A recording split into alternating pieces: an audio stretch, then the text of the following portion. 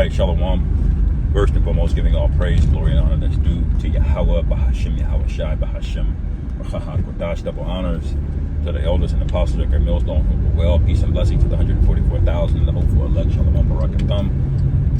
Just as a quick lunch break lesson in transit, man, I want to title this, Our End Will Not Be Without Honor. Okay? Our end will not be without honor. All right, now the quote is based off of Wisdom of Solomon, the 5th chapter. All right, when they speak about us, all right, about that salvation that we get, how they accounted our life as madness and our end to be without honor. But the scriptures say not so, man. And these are precepts that you got to meditate on, because like I did a lesson getting on the fact that we have to meditate about the charagma, all right, and the MOTB, which is true. But what helps you get through that? Meditating on the fact that the Lord is going to redeem us, and in all of the labor that we're doing, it's going to be accounted for. It says in the Wisdom of Solomon, they made no account of our labors, but it says they made no account of our labors. All right, but the Most High did make an account of our labors, and if the Most High is counting, that's really all that matter, man. You know, that's really all that matter. You know, it's like you could have somebody, you know, passing all of these laws to get you evicted out of a house or raise your rent, your property taxes. But at the end of the day, you know, if you hold the deed to that house on paper, legally, that house belongs to you, man. It's yours. Nobody can do anything about it.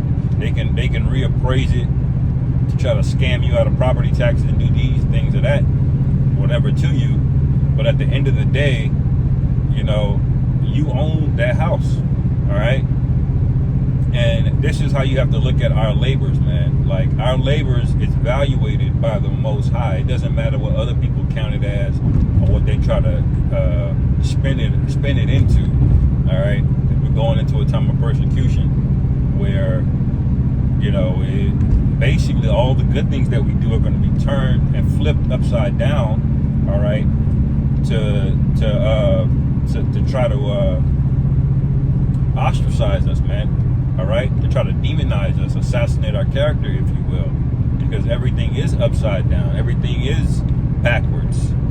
All right, they've already conditioned people to think that hate is a bad thing. All right, why? Because I'm have to do a lesson on that. The hateful wants to ban hate, you know, and so that's one reason. That's one way that they already are doing it, man. All right, and the scriptures say they hate him that rebuketh in the gate. All right, and the scriptures say you're supposed to love good and hate evil. But see, they're already positioning everybody to turn against us, man. But that's okay. All right, this is part of the process. You know, you may get some scrapes and some bruises, and ultimately, if the Lord allows Esau to even put you in a guillotine or whatever to forfeit your life, then that's so be it as well, man.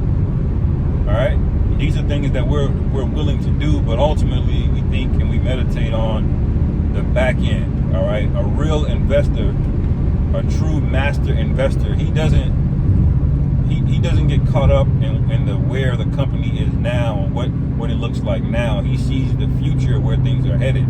All right, he's read the industry. Okay, he's looked at the supply chains in the long term. And so even though he can see he's not making a lot of money now, he knows what it's going to be later down the line.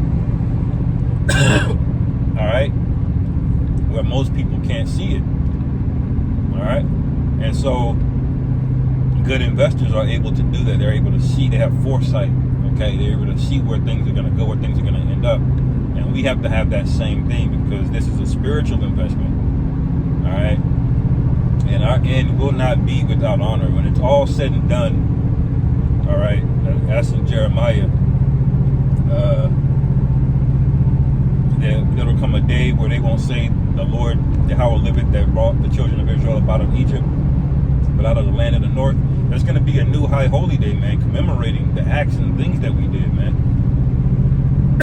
Just like how King Moses, He's remembered to this day for his courage, his bravery, all right?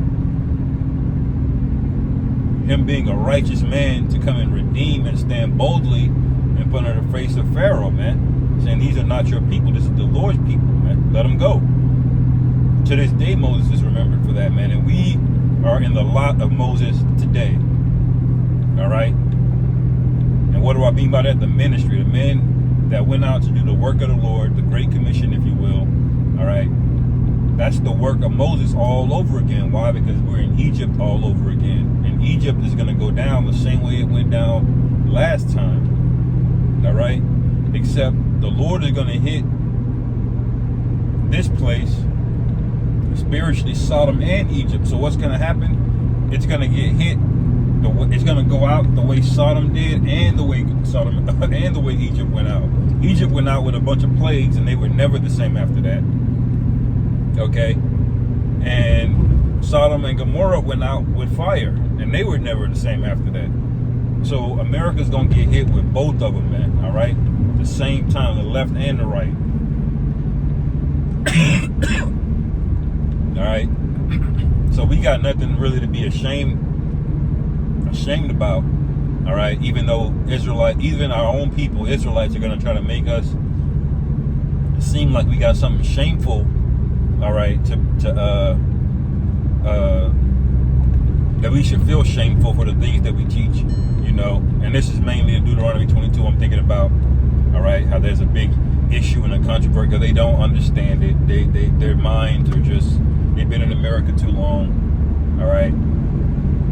And guys that constantly do that, those are the niggas that you gotta look out for, man. The ones that are projecting all the damn time, bringing up old ass videos. I ain't trying to get on that topic, but you hear what I'm saying, all right? When it's all said and done, our end we will have an honorable end, okay? Regardless of how we end, even if the Most High calls you to the spirit world, it's still gonna be with honor because you did the right thing. You're gonna be remembered. All right, that's why there's a giant ceremony of what? Yahweh Shai crowning everybody, man.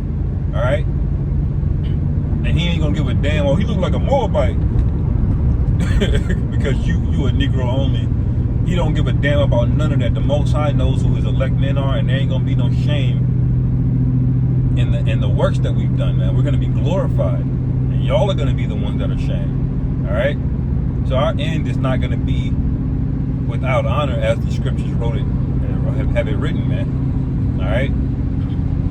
So we gotta keep maintaining, and it requires a degree of confidence, man. All right, and it requires a degree, really, of not giving a F. All right, and I mean that in the context of what these other people, what they say about us and what they want to do, because it's really easy to pay somebody, especially on the internet nowadays, to just start talking greasy, coming against you, accusing you of things, all right? How do you think they got 60, 70 women on Bill Cosby, man? All right? Do you think it was all legitimate? You know Cosby probably was doing some fuck shit, you know. Excuse my French. But 60, 70 women, no, some of those women, they took a bag, man. All right, that's just how it goes. And you're gonna have the same thing with Israelite camp. They're gonna take a bag to come against their own people.